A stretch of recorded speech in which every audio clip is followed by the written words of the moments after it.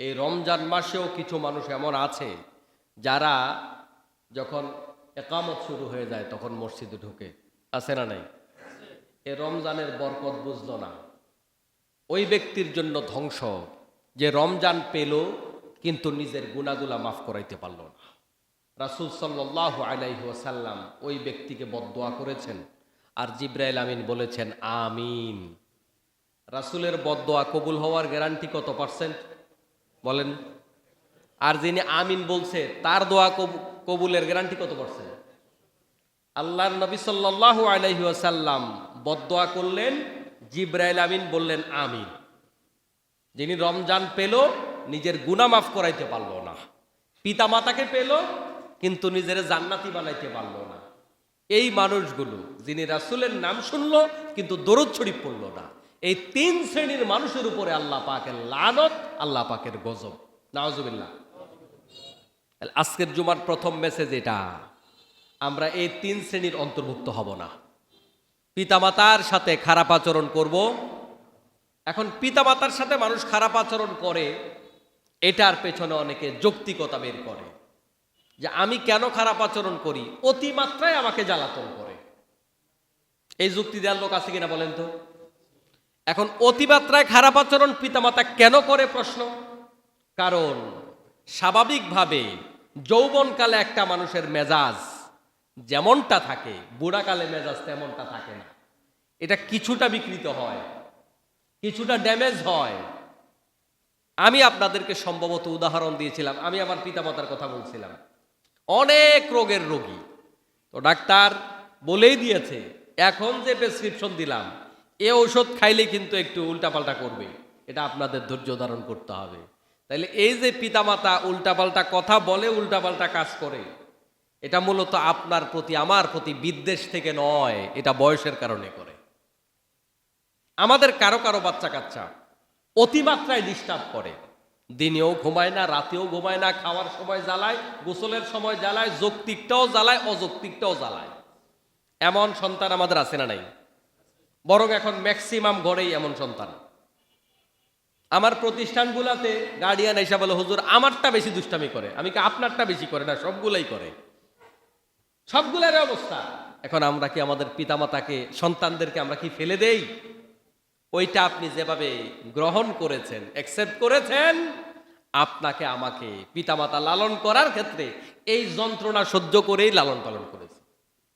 অতএব এখন আমার বাবা কিংবা আমার মা অযৌক্তিক ধমক দেয়, অযৌক্তিক রাগ করে, অযৌক্তিক বাড়াবাড়ি করে, সবটাই ঠিক, কিন্তু এরপরেও আপনি তার উপর বাড়াবাড়ি করা অযৌক্তিক। আপনি তার উপর বাড়াবাড়ি করে আল্লাহ পাক আপনার জন্য হারাম করেছেন, হুমা জান্নাতুকা ওয়া নারুকা। রাসূল বলেন তারাই তোমার জান্নাত, তারাই তোমার জাহান্নাম, মাঝখানে কোনো ব্যাখ্যা নাই যে হুজুর এরা জ্বালাইছে বেশি, ডিস্টার্ব করছে বেশি, এরকম কোনো ব্যাখ্যা টেক্কা নাই। রাসূল বলছে তারাই তোমার জান্নাত, তারাই তোমার জাহান্নাম, মাঝে কোনো কথা আছে নাকি? তা আপনি কোনো কথা খোঁজার দরকার নাই, কোনো যুক্তি দেওয়ার দরকার নাই। তাহলে তাদের সাথে আমার সম্পর্কটা সেরকম হবে যেন তাদের মুখ থেকে আমার জন্য উফ শব্দটাও বের না হয়। আল্লাহ পাক কবুল করুন, আমিন। তাহলে মাহে রমজানে প্রথম মেসেজ এটা, এটা নিয়ে আজকে বাড়ি যাবেন। পিতামাতার সাথে অতীতে বেয়াদবি করেছেন, আজকেই মাপ চাইবেন। কবে মাপ চাইবেন? এটা সবাই বলেন না কবে? এটা ক্লাস, তো ক্লাসে জবাব দিতে হবে, পড়া মুখস্থ করতে হবে। আজই মাপ চাইবো পিতামাতার কাছে, যা করেছি আর করব না। এমন কোন কঠিন পিতামাতা আছে যে পিতামাতা মাপ চাইলে মাপ করে না? নাই, নাই, আপনি খুঁজে পাইবেন না। আপনি যতই অপরাধ করেন, আমি এমনও খবর শুনেছি পিতামাতার গায়ে হাত তুলেছে, ওই পিতামাতার কাছে মাপ চাইলেও পিতামাতা মাফ করে দেয়। সুবহানাল্লাহ, এমন নরম মানুষ পিতামাতা। তাইলে পিতামাতার সাথে খারাপ আচরণ করব না, এই রমজানের শিক্ষা শুরু, নাম্বার 1। নাম্বার 2 হইল আলহামদুলিল্লাহ। যখন আপনাদের বলতে বলছি, সবাই তো জোরেই আলহামদুলিল্লাহ বললেন, কিন্তু দরুদ শরীফের সময় যে আওয়াজটা কম হইল, তার মানে দরুদ শরীফ পড়ার গুরুত্ব আমাদের কাছে কম। হুজুর যখন কয় বলেন, জোরে বলেন আলহামদুলিল্লাহ, তখন ফাটায় লাগে, কিন্তু হুজুর যখন বলে যে দরুদ শরীফ পড়েন, তখন অনেকে মুখ বন্ধ করে বসে থাকে। আপনি আলহামদুলিল্লাহ না বললে কোনো গুনাই হবে না, বললে সওয়াব হবে, কিন্তু দরুদ শরীফ না বললে কি হবে? রাসূল কি বলছেন? গজব নাজিল হবে। কি হবে? অথচ আপনি এই জায়গায় চুপ করে বসে আছেন। তাহলে জীবনে যতবার রাসূলের নাম শুনবো, সব জায়গায়, সব দিন, সব সময় এই আমল নিজের জন্য আজকেই বাধ্যতামূলক করুন, যে আমি আমার জন্য বাধ্যতামূলক করে নিলাম, শপথ করে নিলাম, রাসূলের নাম গোটা জীবন যতবার শুনবো ততবারই বলবো সাল্লাল্লাহু আলাইহি ওয়াসাল্লাম। পারবেন তো ইনশাআল্লাহ? তাহলে দুইটা আমল। 3 নাম্বার আমল হলো রমজান পেল কিন্তু মাফ করাইতে পারলো না গুনাহ, রাসূল বলে তার জন্য ধ্বংস। এজন্য এই রমজানটাকে আমাদের কাজে লাগাতে হবে। রমজানটা কি করতে হবে? আল্লাহ রাব্বুল আলামিন কোরআনুল কারীমের মধ্যে বলেন, ইয়া আইয়ুহাল্লাযীনা আমানু, ওহে বিশ্বাসীগণ, কুতিবা আলাইকুমুস সিয়াম কামা কুতিবা আলাল্লাযীনা মিন ক্বাবলিকুম লাআল্লাকুম তাত্তাকুন। তোমাদের উপর রমজানের রোজা ফরজ করে দেয়া হয়েছে যেমনি ভাবে তোমাদের আগেকার লোকদের উপর রোজা ফরজ করা হয়েছিল। আর এটার উদ্দেশ্য হলো একটা, তোমরা যেন মুত্তাকি হতে পারো। এই আয়াত খুব পরিচিত, তাই না? শুনতে শুনতে পরিচয় আমাদের সবার কাছে। মাহফিলে শোনা যায়, ইফতার মাহফিলে শোনা যায়, জুমার খুতবায় শোনা যায়, আজীবন রোজার আলোচনায় আয়াত এটা, যেহেতু আল্লাহ এই আয়াত দিয়ে রোজা ফরজ করছে। এখন কথা হলো, আল্লাহ তাআলা এখানে একটা কথাই বলেছেন, রোজা আমাদের উপর ফরজ করেছেন। অতীতের প্রত্যেক জাতির উপরে, গোত্রের উপর রোজা ফরজ ছিল। উদ্দেশ্য একটা, তাকওয়া হাসিল করা। কি হাসিল করা? তাকওয়া কাকে বলে? তাকওয়ার একটা ছোট্ট উদাহরণ হলো, তাকওয়া মানে হলো মুমিন বান্দা যখন কোনো ব্যাপারে হালাল কিংবা হারামের সিদ্ধান্তে উপনীত হতে পারবে না। একটা জিনিস আমার সামনে আছে, এটা খাবার হতে পারে, ব্যবহার্য জিনিস হতে পারে, এটা আমি খাবো কি খাবো না, ব্যবহার করব কি করব না। হালালের ব্যাপারেও নিশ্চিত হতে পারলেন না, হারামের ব্যাপারেও নিশ্চিত হতে পারলেন না। এখন আপনি কি করবেন? খাবেন কি খাবেন না, ব্যবহার করবেন কি করবেন না। মুমিন ব্যক্তি, মুত্তাকি ব্যক্তির পরিচয় হলো সন্দেহজনক জিনিস মুত্তাকি ব্যক্তি খাবে না, ব্যবহার করবে না। সুবহানাল্লাহ। তাহলে যেটা সন্দেহ হয় এটা মুত্তাকি খাবে না, তার নাম মুত্তাকি। যেটা সন্দেহ হয় এটা মুত্তাকি বলবে না, তার নাম মুত্তাকি। যেটা সন্দেহ হয় সেটা মুত্তাকি ব্যবহার করবে না, তার নাম মুত্তাকি। কিন্তু আমরা যেটা স্পষ্ট হারাম জানি সেটাও তো খাই, যেটা স্পষ্ট হারাম জানি সেটাও তো বলি। অথচ মুত্তাকির পরিচয় হলো আমি শিওর হতে পারছি না, তারপরেও আমি খাবো না, তারপরেও বলবো না, তারপরেও করব না, এটার নাম মুত্তাকি। এই মুত্তাকি হওয়ার জন্য রোজা এসেছে, রোজা খাওয়ার জন্য আসেনি। রোজা আত্মিক পরিবর্তন করার জন্য এসেছে। একমাত্র বাংলাদেশ যার দিকে তাকাইলে বোঝা যায় রোজা আসছে খাওয়ার জন্য। কিসের জন্য? বাজার খরচের কি অবস্থা! এক হালি লেবুর দাম 200 টাকা, 150 টাকা, 120 টাকা। 120 টাকার নিচে মনে হয় নাই। পৃথিবীর কোন দেশে এটা আমি দেখি নাই। রোজাদারদেরকে খাওয়ানোর জন্য সৌদি আরবে দেখেছি কি প্রতিযোগিতা! কোনো সাইনবোর্ড নাই, কে খাওয়াচ্ছে নামও জানা নাই, কোটি কোটি টাকার খাবার দিয়ে যাচ্ছে, সাইনবোর্ড নাই নেতা। কোথার থেকে আসছে কেউ জানে না। আমরা তো 2 টাকা দেওয়ার বেলাও মোটামুটি লাইভ না করলে, তারপরে অনলাইনে না দিলে, তাইলে তো দান করাই যায় না, দান করাই যায় না। অথচ সৌদি আরবে দেখেছি মানুষের প্রতিযোগিতা, খাওয়ানোর প্রতিযোগিতা, দেওয়ার প্রতিযোগিতা। বিধর্মী রাষ্ট্রগুলা পর্যন্ত, যেই রাষ্ট্রগুলো ভারতের মতো অ্যাগ্রেসিভ না, ওই রাষ্ট্রগুলো পর্যন্ত মুসলমানদের রোজা আসলে, অথচ তারা মুসলিম কান্ট্রি না, তাদের সুবিধার জন্য, এটা সব ধর্মের জন্যই তারা করে থাকে, তাদেরকে যেই যেই ফেসিলিটিস দেওয়া দরকার এটা দেওয়ার চেষ্টা করে। একমাত্র দেশ বাংলাদেশ, এই 54 বছরে এই বাজার কন্ট্রোল করা গেল না। কি জুলুমটা চলতেছে বলেন! আমাদের মতো মানুষ, আমরাও তো বাজারে গেলে হিমশিম খাই। একটা রিক্সাওয়ালা, একটা ঠেলাওয়ালা, আরে ভাই আমরা একটা দাওয়াতে গেলে আমরা যে হাদিয়া দেয়, ও তো সারা মাস রিক্সা চালাইয়া এই পরিমাণ টাকা পায় না, পায়? তো আমরাই তো হিসাব করি লেবু ছাড়া এবার ইফতার করতে হবে, আমরাই তো চিন্তা করি কেমনে বাজারে যা খরচ করব। ওই রিক্সাওয়ালার অবস্থা কি আপনি বলেন? ও চোখের পানি দিয়ে ইফতার করে। এই বাংলাদেশের উপর রহমত নাই কেন? আল্লাহ লানত পড়ে তো আমার দেশের উপরে। এটা জুলুমের এক দেশ, সব জায়গায় জুলুম, মিথ্যা। আমার মুসলমান ভাইয়েরা মনে রাখবেন, যে ব্যক্তি রোজা রাখলো কিন্তু মিথ্যা ছাড়তে পারলো না, ওই ব্যক্তির রোজা রাখা না রাখার মধ্যে কোনো পার্থক্য নাই। রোজা রাখলে আপনাকে মিথ্যা ছাড়তে হবে, এই শপথ নেন, তাহলে আপনি রোজাদার। যদি আপনি মুখের রোজা করতে না পারেন, মানে শুধুমাত্র খাওয়ার রোজা, পেটের রোজা না, মুখের রোজা, আমার এই মুখ দিয়া মিথ্যা কথা বলবো না, এই রোজাদারের বৈশিষ্ট্য। ভালো করে কথা শোনেন, রোজা মুখের হতে হবে, রোজা হাতের হতে হবে, রোজা পায়ের হতে হবে, রোজা কানের হতে হবে, রোজা অন্তরের হতে হবে। রোজা শুধুমাত্র উপাস থাকার নাম নয়, ভালো করে বুঝে যান, রোজা উপাস থাকার নাম নয়। যে ব্যক্তি উপাস থাকলো কিন্তু রোজার হক আদায় করলো না, তার রোজা হবে না। আপনি আপনার জবান দিয়া কাউকে অপবাদ দেবেন না রোজা রেখে। আপনি রোজা রেখে আপনার জবান দিয়া কারো বিরুদ্ধে মিথ্যা কথা বলবেন না। আপনি জবান দিয়া গীবত করবেন না। আপনি জবান দিয়া কাউকে আঘাত দেবেন না। আপনি মুখের রোজা পূর্ণ করলেন। আপনি কান দিয়া কোনো অন্যায় শুনবেন না। কান দিয়া অন্যায় শুনে আবার তার বিপরীতটা বলবেন না, ন্যায় শুনে তার বিপরীতটা বলবেন না। কানের অপব্যবহার করবেন না, তাহলে আপনি কানের রোজা রাখলেন। আপনি পাও দিয়ে খারাপ জায়গায় যাবেন না, অন্যায় জায়গায় যাবেন না। দেশের ক্ষতি হয়, দশের ক্ষতি হয়, দিনের ক্ষতি হয়, এমন কাজ আপনি করবেন না। তাহলে আপনি পায়ের রোজা রাখলেন। আপনার এই হাত দ্বারা কাউকে আঘাত দেবেন না রোজা রেখে। আপনার হাত দ্বারা কেউ মাজলুম হবে না রোজা রেখে। আপনার হাত, মানে হাদিসের মধ্যে বিভিন্ন জায়গায় হাতের কথা আসছে। এই হাতের কিন্তু অনেক ব্যাখ্যা আছে। হাত মানে শুধু হাত নয়। আমি উদাহরণ হিসাবে আপনাদের দিলে আপনারা বুঝবেন।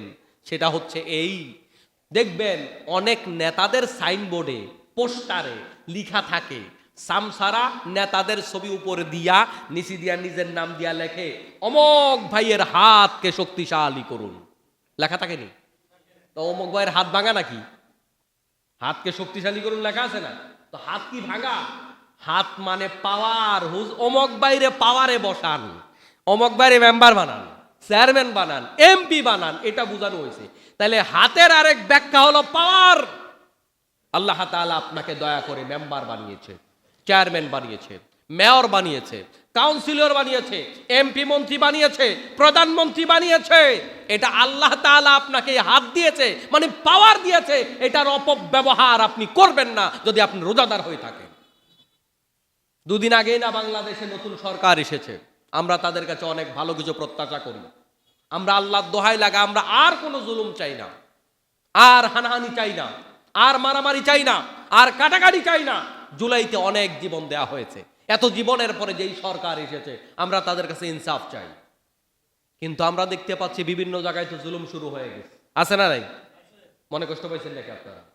যেটা সত্য আমরা সেটাও বলবো, যেটা প্রশংসার সেটা বলবো, যেটা বদনামির সেটাও বলবো। দুইটা একসাথে বলবো, ভালোটাও বলবো, মন্দটাও বলবো। কাউকে বদনামি করার জন্য বদনামি নয়।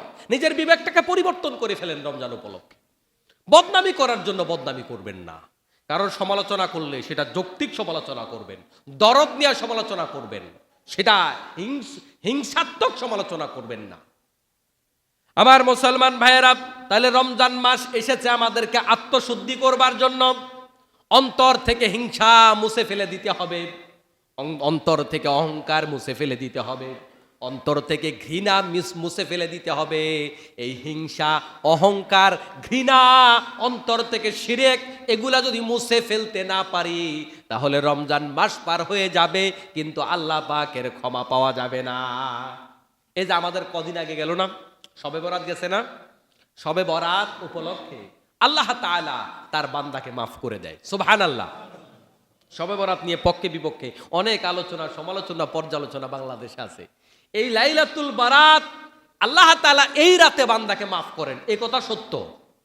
কিন্তু এই রাতের জন্য নির্দিষ্ট ইবাদতের কোনো কাঠামো নাই। আপনি নিজের মতো করে ইবাদত করবেন, কোনো অসুবিধা নাই। নিজের মতো করে ক্ষমা চাইবেন, কোনো অসুবিধা নাই। কিন্তু এই প্রসঙ্গটা কেন আনলাম? ওই রাতে আল্লাহ পাক তার সব বান্দাকে এভারেজ মাফ করে দেয়, গড়ে মাফ করে দেয়। কিন্তু হিংসাত্মক লোক যিনি, যার ভিতরে হিংসা আছে, যার ভিতরে ফাসাদ আছে, এই সমস্ত লোকদেরকে আল্লাহ মাফ করে না। তাহলে রমজান মাস আসলো ক্ষমার জন্য। আপনার অন্তরটা যদি হিংসা মুক্ত করতে না পারেন, আপনার নিজেকে যদি অহংকার মুক্ত করতে না পারেন, আপনার অন্তরটাকে যদি পবিত্র করতে না পারেন, তাহলে রমজান মাসেও আপনি ক্ষমা পাবেন না। প্রিয় মুসলমান ভাইয়েরা, রমজান মাস হলো ক্ষমার মৌসুম। ক্ষমার মৌসুমে যদি আপনি ক্ষমা না পান, তাহলে বছরের বাকি 11 মাস ক্ষমা পাবেন এটার সম্ভাবনা যথেষ্ট কম। রমজান মাস ইবাদতের একটা সুন্দর পরিবেশ। এই সুন্দর পরিবেশে নিজেদেরকে সুন্দর করে ফেলতে হবে। রমজান মাসে যারা পাঞ্জাবি পড়ে না তারাও দেখবেন পাঞ্জাবি পড়ে, তাই না? যারা টুপি দেয় না তারাও টুপি দেয়। শেভ আগে করতো সপ্তাহে একবার, এখন 15 দিনে একবার শেভ করে। শেভ করা বন্ধ করে নাই, কিন্তু এখনো করে, তবে কমাইয়া দিছে। অথবা শেভ করে না, এখন দাড়িটা একটু জিরো দিয়া টানে আর কি, মেশিন দিয়া। বুঝেন নাই? কিছুটা পরিবর্তন। এই যে কিছুটা পরিবর্তন এসেছে, এটা পরিবেশের কারণে। কিসের কারণে? পরিবেশের কারণে। রমজান আমাদেরকে একটা পরিবেশ দিয়েছে। প্রিয় মুসলমান ভাইয়েরা, এই রমজান উপলক্ষে এই পরিবেশটাকে কাজে লাগিয়ে আমরা আমাদের ভিতরে কিছু পরিবর্তন আনতে চাই। 1 নাম্বার পরিবর্তন, এই রমজান মাসে আমরা কেউ নামাজ ছেড়ে দিব না। পারবেন তো ইনশাল্লাহ? কারা কারা পারবেন না হাত তোলেন তো দেখি। 2-1 জন পারবেন না, সবাই পারবেন? তাইলে রমজান মাস উপলক্ষে সিদ্ধান্ত গ্রহণ করেন, এই রমজানে নামাজ ছেড়ে দেব না। একটা শপথ, একটা সিদ্ধান্তের কারণে আপনার ভিতরে কিন্তু একটা জাগরণ তৈরি হবে, একটা স্পিড তৈরি হবে। আগামী যেই কোনো ওয়াক্ত নামাজ ছেড়ে দেওয়ার সময় মনে পড়বে, আজকে না খতিব সাহেবের সাথে ওয়াদা করে আসছি। এই ওয়াদার কারণে আপনার ভিতরে একটা ক্রিয়া করবে, ঠিক কিনা? তাহলে আমরা সবাই মিলে শপথ নিলাম, আজ থেকে গোটা রমজান জুড়ে আর নামাজ ছেড়ে দিব না। পারবেন সবাই? কারা কারা পারবেন একটু আল্লাহকে দেখান তো, 2 হাত দেখান। আল্লাহ তুমি আমাদের হাত কবুল করো, আমিন। হাত নামান। এ রমজান উপলক্ষে 1 নাম্বার কাজ। 2 নাম্বার কাজ হলো, যারা কোরআনুল কারীম পড়তে পারেন না তারা কোরআন শরীফ শিখবেন। রমজানেই শিখবেন, রমজানের পরে পারবেন না, সময় হবে না, ব্যস্ত, মহাব্যস্ত আমরা। রমজান উপলক্ষেই কোরআন শিখবেন। ও আল্লাহর বান্দারা শুনুন, কোরআন না শিখে কবরে গিয়ে জান্নাতে যাওয়ার কোনো রাস্তা খুঁজে পাবেন না। এই যে মসজিদে আসছেন কষ্ট করে, সারা সপ্তাহ নামাজ পড়েন নাই, এমন মানুষ তো মসজিদে আসে। কষ্ট করে আসছেন, দোকানটা ক্লোজ করে আসছেন, চাকরিটা ক্লোজ করে আসছেন, অর্থাৎ এত বেনামাজি হওয়ার পরেও মনে একটু আশা আছে, একটু জুমার নামাজটাও যদি ছেড়ে দেই তো জান্নাতে যাবো কেমনে, এই আশা থেকেই তো আসছেন। নিশ্চয়ই এটা ভালো দিক। আপনি যে আশা করে আসছেন এটা ভালো দিক, আপনাকে স্বাগত জানাই। কিন্তু কথা হলো ভাই, আপনি যতই ইবাদাত করেন না কেন, কোরআন না জেনে কবরে গেলে জান্নাতে যাওয়ার কোনো রাস্তা পাওয়া যাবে না। এই জন্য আমরা 2 নাম্বার সিদ্ধান্ত গ্রহণ করতে চাই, এই রমজানে কোরআন শিখব। পারলে মসজিদে একটা বেস করে আমরা শিখব। আমাদের মসজিদে যিনি আছেন দায়িত্বে, 5 ওয়াক্ত নামাজ পড়ান, তার সাথে আলাপ করবেন 10 জন মিলে, তো হুজুর আপনারা আমরা একটা সম্মানই দিব, আপনি কোরআন শিখান আমাদেরকে। ভাই সুযোগ পাবেন না, প্লিজ সুযোগ পাবেন না। আগামী রমজান আপনার জন্য আসবে না হয়তো। আমি গত 2 দিন আগে অ্যাক্সিডেন্ট করেছি, বাইক অ্যাক্সিডেন্ট। তো আমি একদম মহাসড়কের মাঝখানে বাইক অ্যাক্সিডেন্ট করেছি। আল্লাহ পাকের কি রহমত, সামনে পিছনে কোনো গাড়ি ছিল না। বাইক চালাচ্ছি একেবারে অল্প গতি, সামনে 3টা কুকুর এসে দৌড় দিয়া পড়লো, কুকুরের সাথে লাগলো, পড়ে গেলাম। আমার খুব কম ক্ষয়ক্ষতি হয়েছে, ব্যথা পেয়েছি তবে তুলনামূলক কম। আল্লাহ পাক তো আমাকে লাইফটা বোনাস দিয়েছে। আজকের জুমা আসার কথা ছিল না তো, রোডে ঘাটে যেই গতিতে এখন গাড়ি চলে, আগে পিছনে গাড়ি থাকলে এখানে আসার কথা ছিল না তো। আল্লাহ পাক আমাকে এখন এই লাইফটা বাড়তিটা গিফট করলেন, তাই আমি আসতে পেরেছি। যিনি আগামী রোজার কথা ভাবছেন, ও আল্লাহর বান্দা, আগামী রোজা পর্যন্ত আপনি সময় পাবেন না, সময় পাওয়ার কোনো সম্ভাবনা নাই। আসার জন্য সময় আছে, যাওয়ার জন্য সময় নাই। কোনো সিগন্যাল আমাকে আপনাকে দেওয়া হবে না।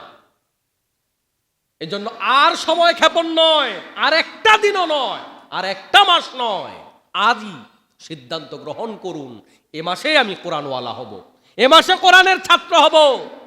কোনোভাবে কোনো সুযোগ না থাকলে আপনি অনলাইনে একটু সার্চ দেন, অনেক ক্লাস আছে অনলাইনে, রেডি করা ক্লাস।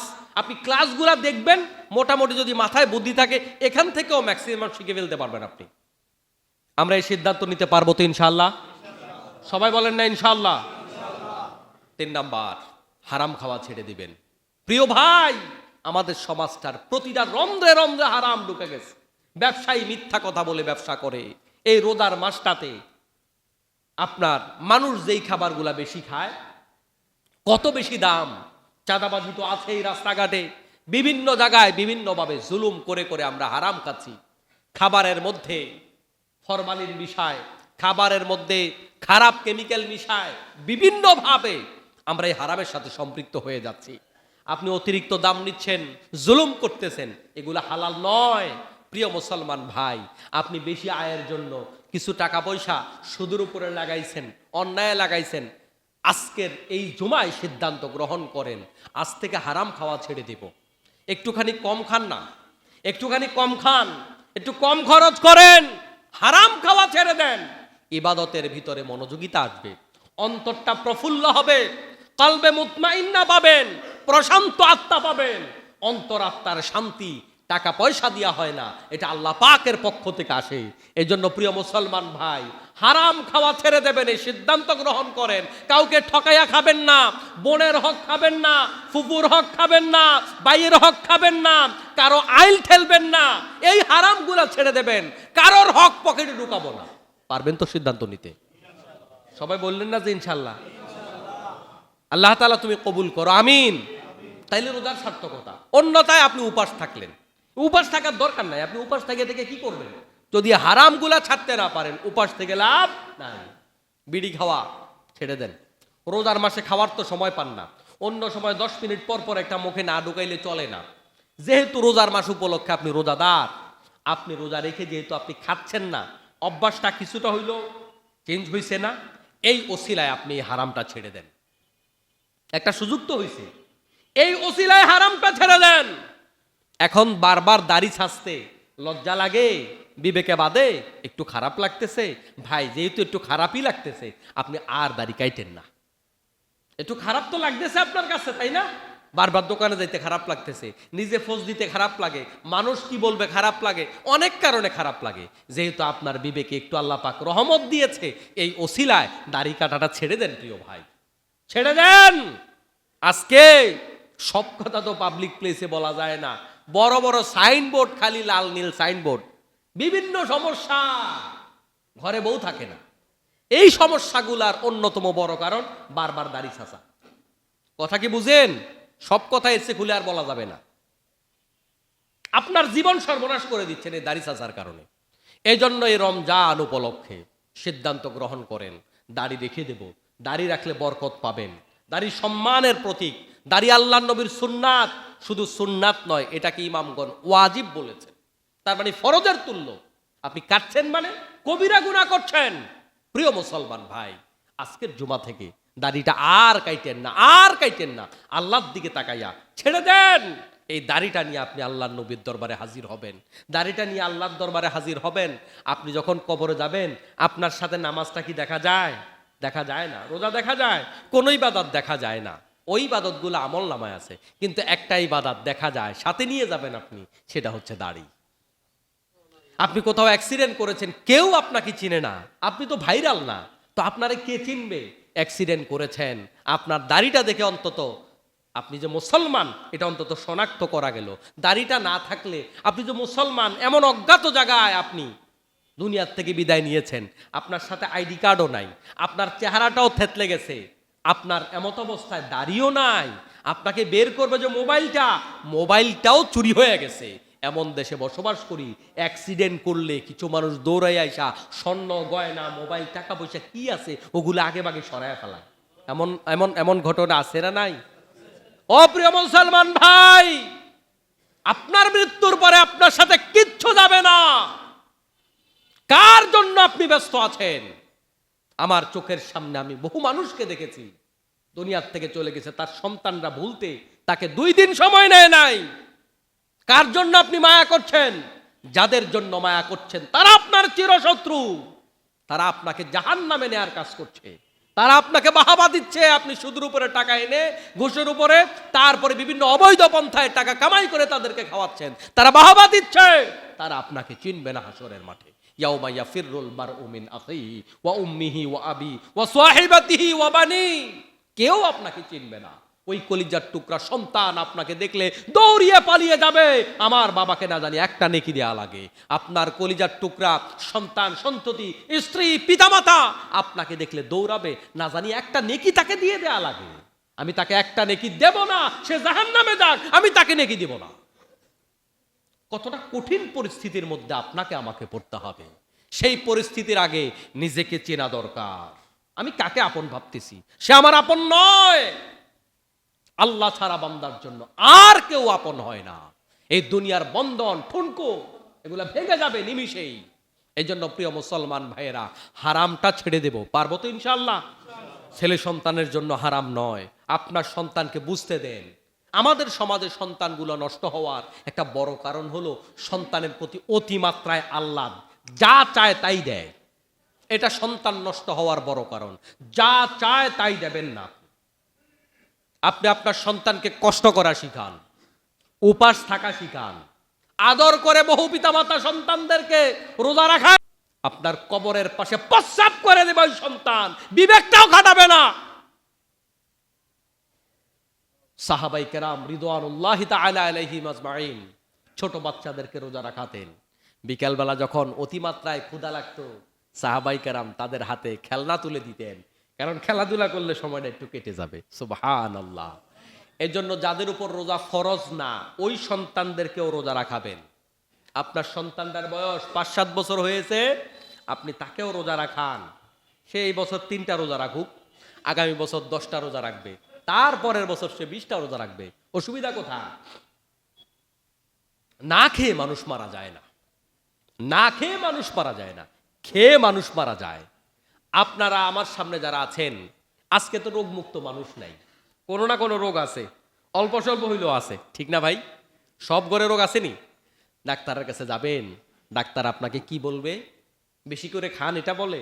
যেই ডাক্তারের কাছেই যান, স্কিনের ডাক্তার হোক, ব্রেইনের ডাক্তার হোক, হার্টের ডাক্তার হোক, যেইটার ডাক্তারই হোক, যেই ডাক্তারের কাছে যান, খাওয়ার লিস্ট কি বাড়ায় নাকি কমায়? কমায়। তাহলে মানুষ না খেয়ে মরে না, খেয়ে মরে, খেয়ে মরে। সুস্থ থাকার জন্য কম খেতে হবে। সাইয়েদনা ওমর রাদিয়াল্লাহু তাআলা আনহুর শাসনামলে একটা এনজিও সংস্থা এসে বললেন, আমিরুল মুমিনিন, আপনার এলাকায় আমরা একটা হসপিটাল করতে চাই। আমিরুল মুমিনিন অনুমোদন দিলেন একটা হসপিটাল করার জন্য। 6 মাস পার হয়ে গেল, কোনো রোগী নাই। 6 মাস পরে ওই দাতব্য সংস্থা কিংবা এনজিও সংস্থা তারা এসে বললেন, আমিরুল মুমিনিন, আমরা আমাদের হসপিটাল গোটাইয়া বাড়ি যাইতে চাই। কেন? হসপিটাল আর চালাবা না? কয় না। কেন? কয় রোগী নাই। কারণ আমরা এমন জনপদে এসে হসপিটাল দিয়েছি যারা ক্ষুধা না লাগলে খায় না, আর ক্ষুধা থাকতেই খাবার বন্ধ করে দেয়। তাহলে সুস্থ থাকার ঔষধ হইল খিদা না লাগলে না খাওয়া, আর খিদা কিছু থাকতে খাবার বন্ধ করে দেয়া। এটা হলো সুস্থ থাকার ঔষধ। কিন্তু আমরা কি করি? দিনের বেলায় তো খাবো না, ইফতারির সময় সারা দিনের সবটা উসুল করে ছাড়বো। আইটেমের কোনো শেষ নাই। তুলনামূলক আমরা বেশি খাই, তাই না? চেষ্টা করব আমরা এক্ষেত্রে সংযমী হওয়ার জন্য। প্রতিদিন কাউকে না কাউকে কিছু ইফতার, কিছু দান, কিছু অনুদান। রমজানের প্রতিটা দিন তো বরকতের, বরকতের মধ্যেও আরো কিছুদিন বেশি বরকতের বলা হয়েছে, যেমন লাইলাতুল কদর। কিন্তু রমজানের প্রতিদিনই বরকতের, প্রতি রাতই বরকতের। এজন্য প্রতিদিন কিছু না কিছু দান আমরা করার চেষ্টা করব। 10 টাকা, 5 টাকা চেষ্টা করব। পারবো তো ইনশাল্লাহ? এটা আজকের জুমায় দেখা যাবে দান আমরা কেমন করি। আজকের জুমা দিটা শুরু করবেন ভালো করে, বেশি বেশি করে দান করার চেষ্টা করবেন। রমজানটাকে আমরা কাজে লাগাতে চাই। আল্লাহ তাআলা তৌফিক দান করুন, আমিন। কিন্তু আমাদের দেশে কি হয়? রমজান আসছে, আহা আফসোস লাগে।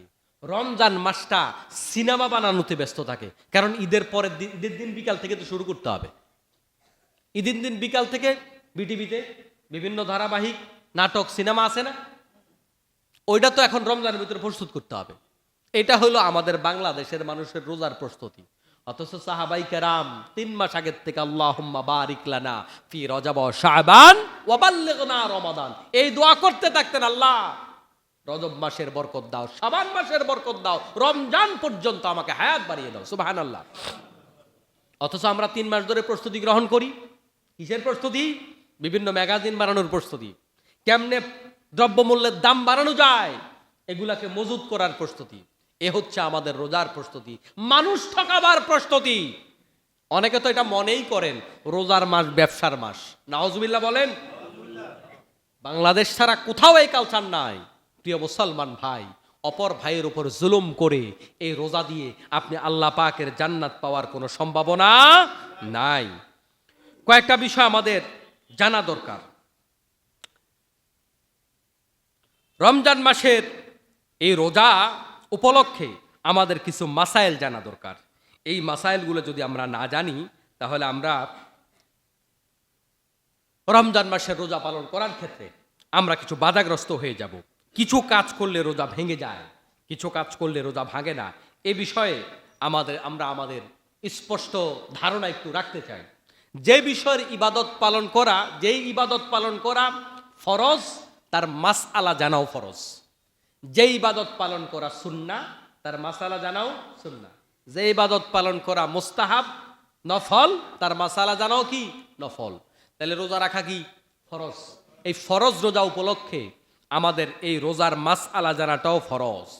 আমাদের কমন একটা বিষয় আমাদের সাথে ঘটে যায়, অনেক সময় কাটার কারণে কিংবা ফোড়ার কারণে, কোনো বিচির কারণে শরীর থেকে রক্ত বের হয়, পুজ বের হয়, এরকম হয় কি না? এটা খুব জীবন ঘনিষ্ঠ না? এতে করে রোজা ভাঙে কি না?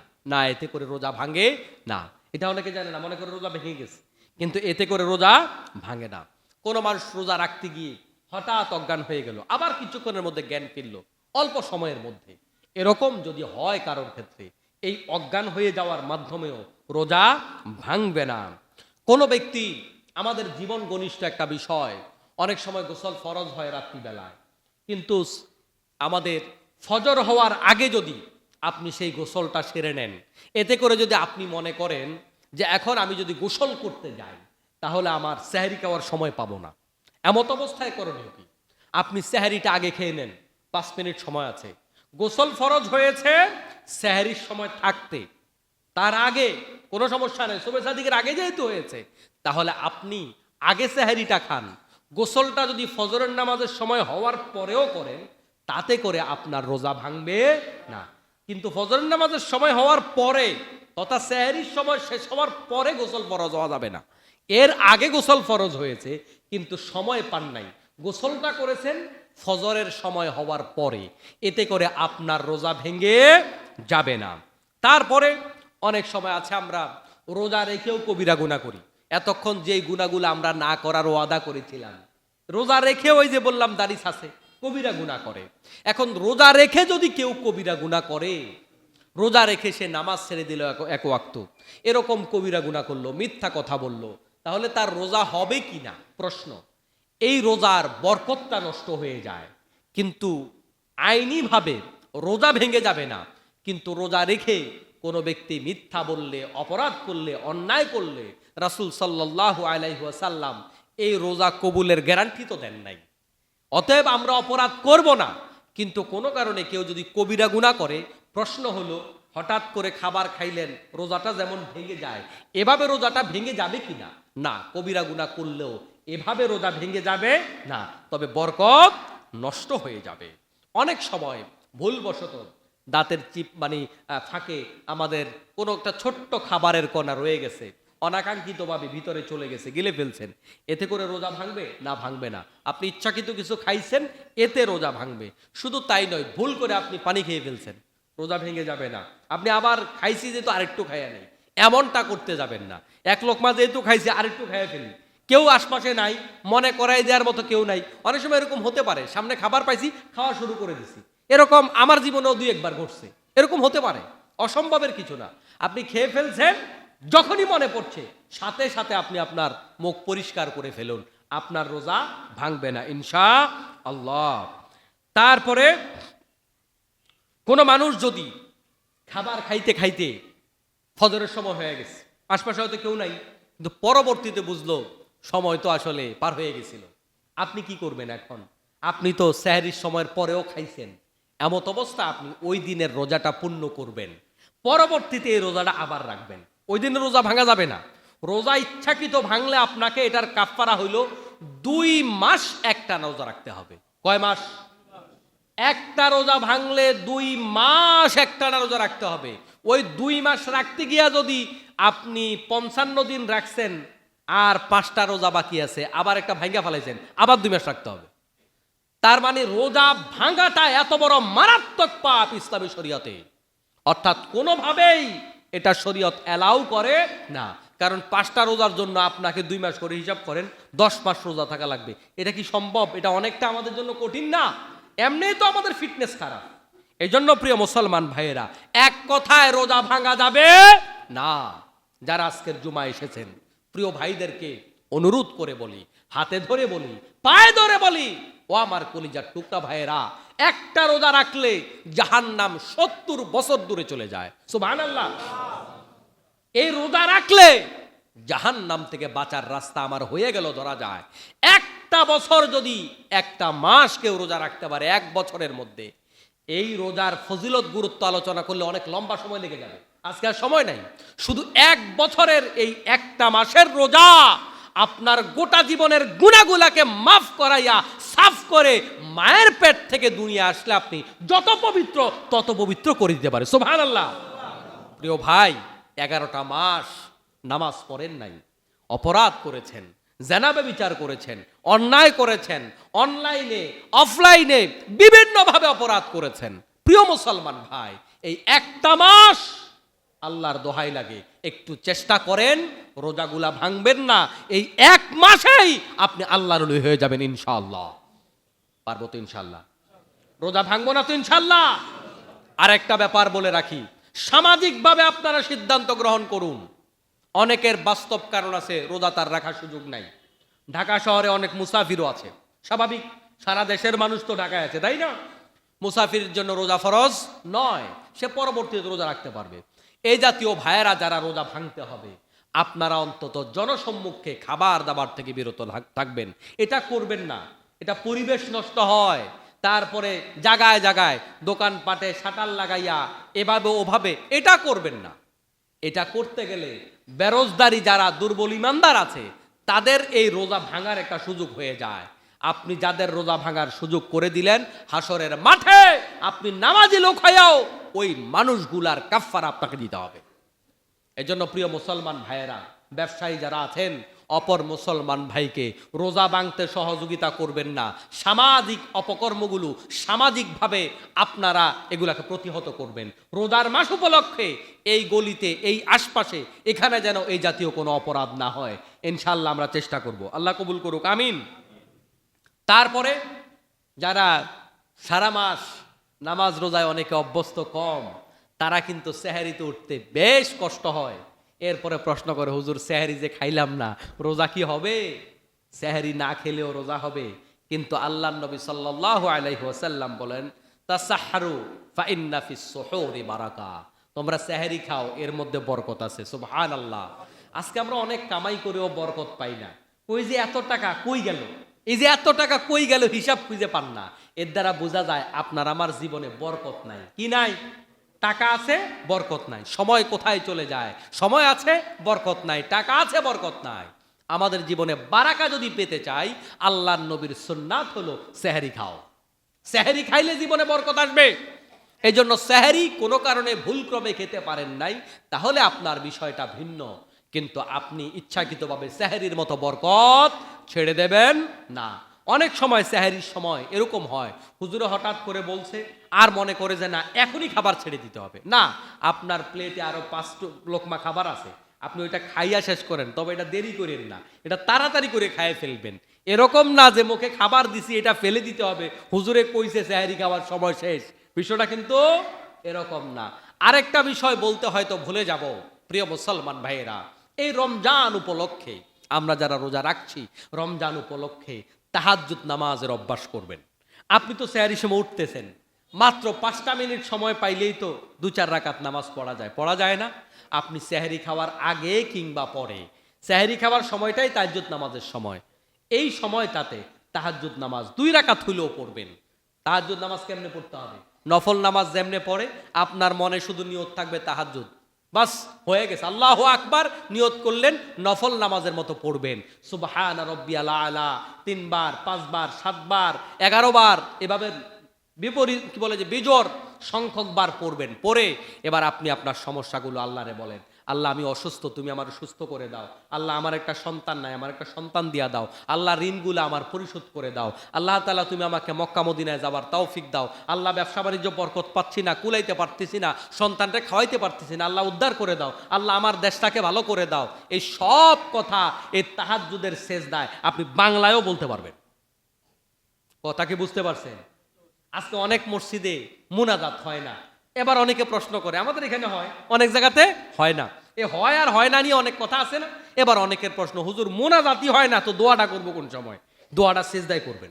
কোথা করবেন? সেজদায় করবেন দোয়া।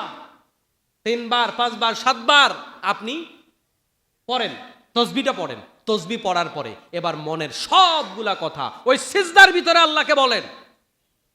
তাইলে রমজান উপলক্ষে আমরা এই তাহাজ্জুদের অভ্যাস করা সহজ, যেই কোনো রোজাদারের পক্ষে সম্ভব, এটা সহজ। আপনি দয়া করে ওই অভ্যাসটা গড়ে তুলুন। 5টা মিনিট সময়, 10টা মিনিট সময় বাড়াইয়া হাতে নিয়া ঘুম থেকে ওঠেন। এটা তো আমরা করি, বরং বাকি সময় কি করে? খোশ গল্প করে, আড্ডা মারে। এটা না করে আপনি 5টা মিনিট সময় আল্লাহকে দেন। 2 রাকাত পড়েন। এই যে নামাজ পড়তে আসে, 2 রাকাত পরেই দৌড়, মোনাজাত শেষ হওয়ার আগেই দৌড়।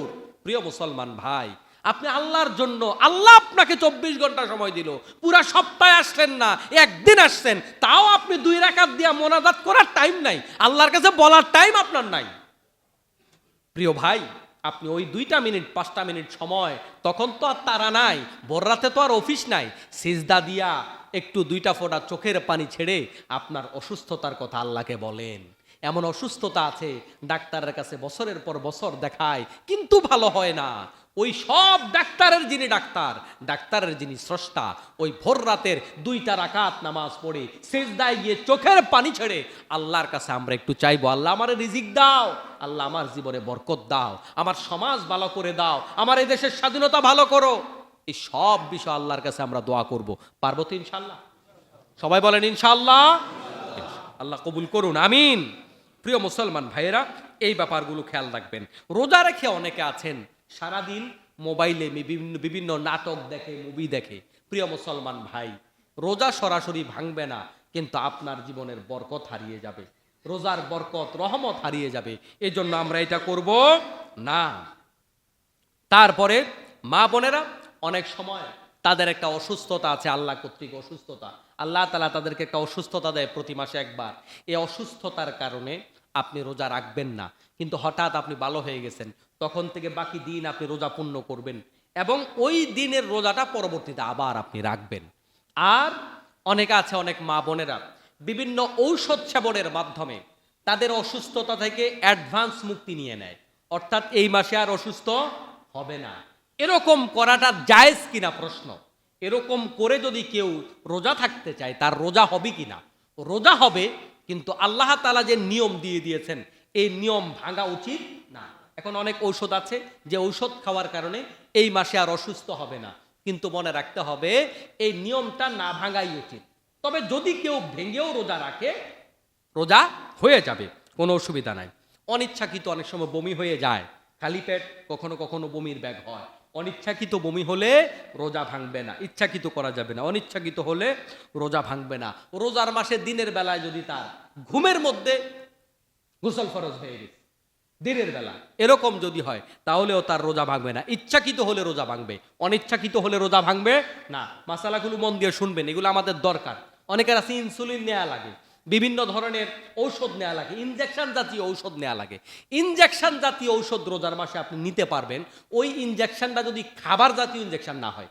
কিছু ইনজেকশন আছে না খাবার জাতীয়, যেটা দিলে তার শরীরে এনার্জি ফিরে আসে, ওরকম না। ঔষধ যে কোনো যেটা আপনার নেওয়া লাগে, ওটা যদি হয় যেটা আপনার খাবারের চাহিদা পূরণ হয় না, পাকস্থলিতে যায় না, ওরকম ইনজেকশন যদি হয় তাহলে আপনি সেটা নিতে পারবেন, এতে কোনো অসুবিধা নেই। অনেকের অক্সিজেন নেওয়া লাগে, কৃত্রিম অক্সিজেন নেওয়া লাগে আলাদা করে, এরকমটা করতে পারবেন। অনেক বোনেরা আছেন রমজান মাসে চিন্তা করেন মুখে লিপস্টিক দেওয়া যাবে কিনা। অনেকের কাছে হাস্যকর, কিন্তু এইটাও তো লাগে। এখন সে রমজান মাসে সাজতে চায়, আপনি কি করবেন? দিতে পারবেন, অসুবিধা নাই, এতে রোজা ভাঙবে না। রমজান মাসে আলতা করা যাবে কিনা অনেকের প্রশ্ন, আলতা করা যাবে, এতেও রোজা ভাঙবে না। তারপরে আমরা আমাদের বাচ্চাদেরকে আদর করি না, আদর করতে গিয়ে বাচ্চাদের ঠোঁটে আদর করি না, বাচ্চাদের লালা আমাদের মুখে লেগে যায়, এই লালা আমাদের পেটে চলে যায়, এরকম হয় কি না? এটা তো কমন, যাদের ঘরে বাচ্চা আছে কমন তো, এতে করেও রোজা ভাঙবে না, অসুবিধা নাই। তারপরে মা বোনদের বিকালবেলা একটা ঝামেলায় পড়তে হয়, সেটা হলো তরকারিতে লবণ হইছে না হয় নাই, একটা ঝামেলায় পড়তে হয়। এখন আপনি আইডিয়া করে দিতে পারলেই ভালো, কিংবা ছোট বাচ্চা আছে তাদের মাধ্যমে যদি আপনি চেক করাতে পারেন ভালো। এরপরও যদি আপনি জিহ্বা দিয়ে চেক করে আবার থুতু করে বাকুলি করে ফেলে দেন, এতে করেও রোজা ভাঙবে না, অসুবিধা নাই ইনশাআল্লাহ। তারপরে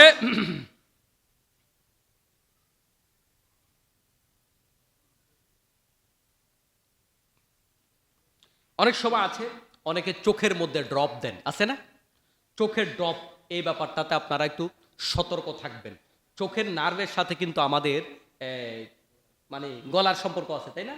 এই ব্যাপারটাতে সতর্ক থাকবেন। একেবারে না পারতে গেলে যদি আপনি দেন, খুব কম পরিমাণ যেন এটা ভিতরে নার্ভে না যায়। দেখবেন চোখের মধ্যে ঔষধ দিলে ওটা গলার মধ্যে তিতা অনুভব হয়, মানে ওষুধ যদি তিতা হয়, টক হইলে টক অনুভব হয়, এটা কিন্তু চলে যায়। এই জন্য এই জাতীয় কাজ থেকে বিরত থাকবেন, এটা হচ্ছে প্রথম কথা। এরপরও একান্ত না পারলে আপনি দিতে পারবেন, তবে এই ক্ষেত্রে খেয়াল রাখবেন যেন ভিতরে কোনোভাবে চলে না যায়। আল্লাহ তাআলা এতক্ষণ পর্যন্ত যে কথাগুলো বলেছি আমি সহ সবাইকে আমল করার তৌফিক দান করুন, আমিন। হাদা মা ইনদি ওয়াল ইলমু ইনদাল্লাহি আলাইহি তাওয়াক্কালতু ওয়া ইলাইহি উনীব। আসসালামু আলাইকুম ওয়া রাহমাতুল্লাহি ওয়া বারাকাতুহু।